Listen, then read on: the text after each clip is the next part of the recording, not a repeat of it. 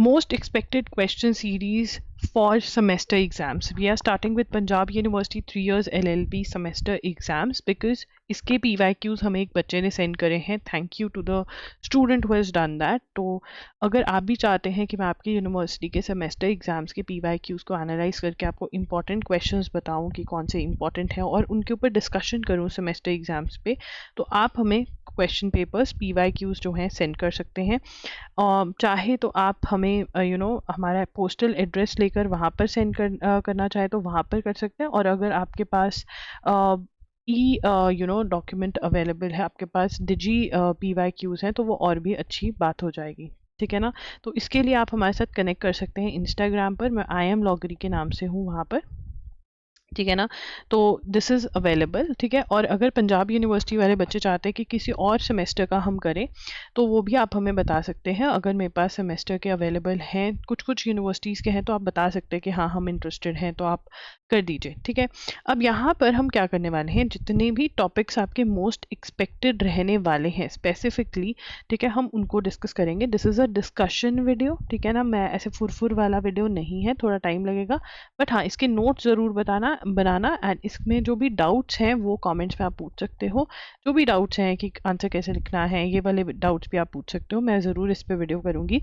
And और कौन से सब्जेक्ट पे और कौन से सेमेस्टर कवर करने चाहिए और कौन सी यूनिवर्सिटी, ये ज़रूर बताना इन द कमेंट्स. जिसके सबसे ज़्यादा कमेंट्स होंगे वो मैं कवर करने की कोशिश करूँगी.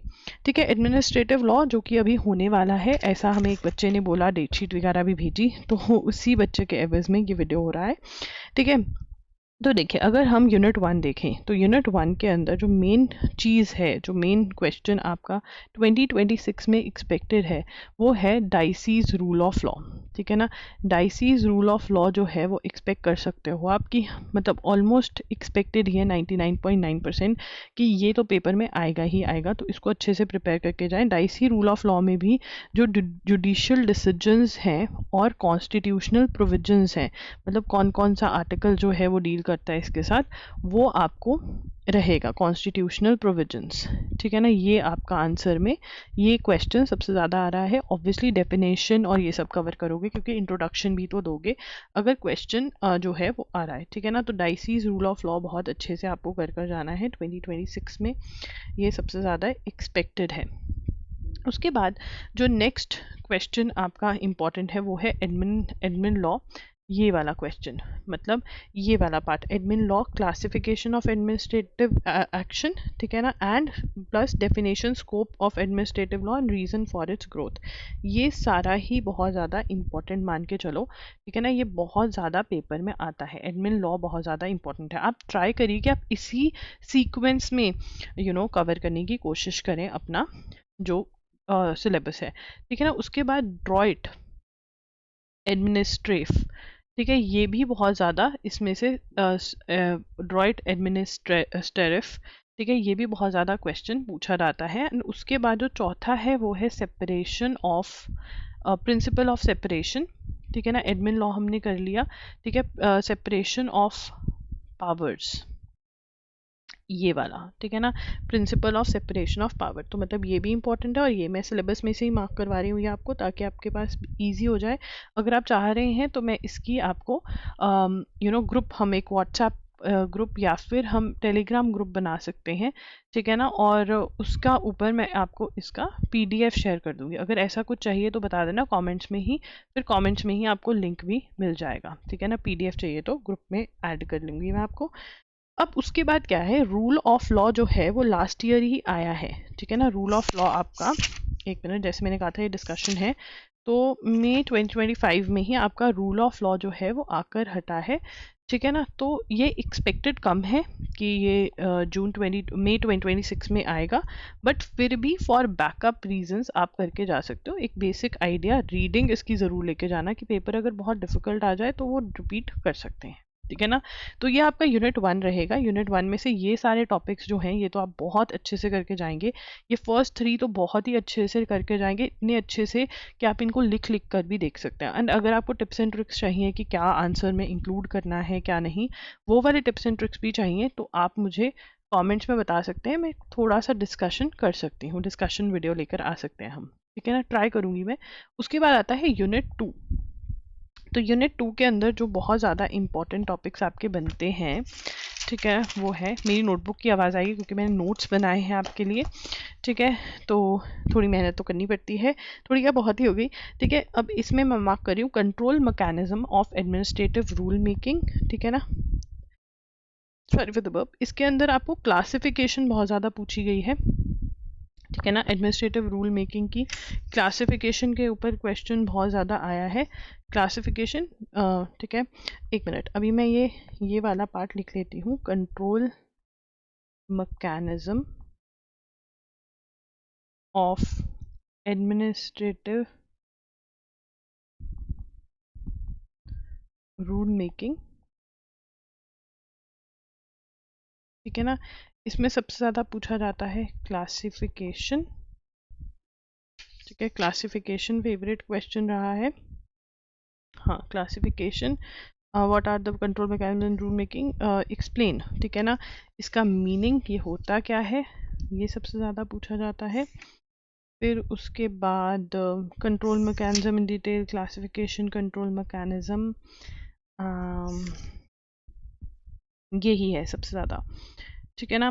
तो ये आपको मतलब पता होना चाहिए, ठीक है, ओके, ठीक है। तो ये आपको कंट्रोल मैकेनिज्म अच्छे से करना है, ठीक है ना, delegated legislation, classification of administrative rule making, ठीक है।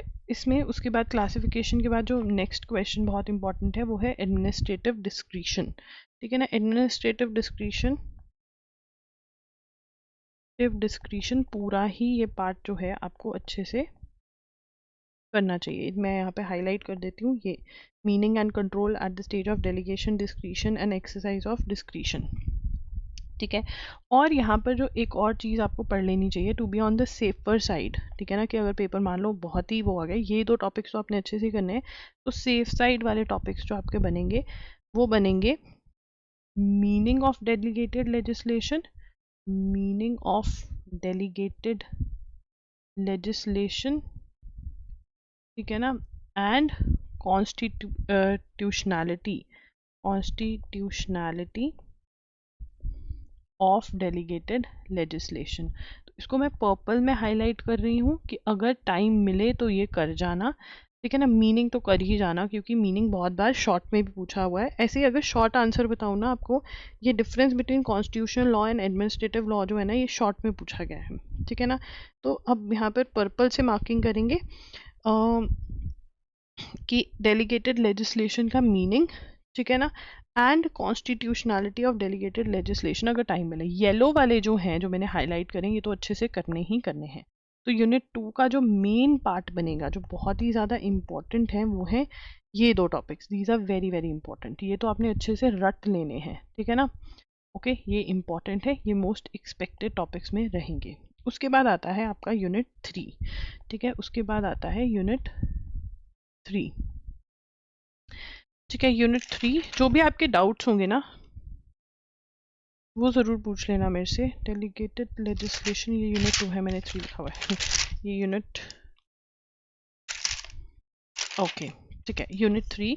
अब इसमें क्या है, जो इम्पोर्टेंट क्वेश्चन बनते हैं, मतलब एक तो रूल अगेंस्ट बायस, रूल अगेंस्ट, एक मिनट मैं रेड पेन नहीं यूज़ करूँगी, ब्लैक या ब्लू यूज़ करूँगी, रूल अगेंस्ट बायस, ये बहुत एक्सपेक्टेड है, ठीक है ना।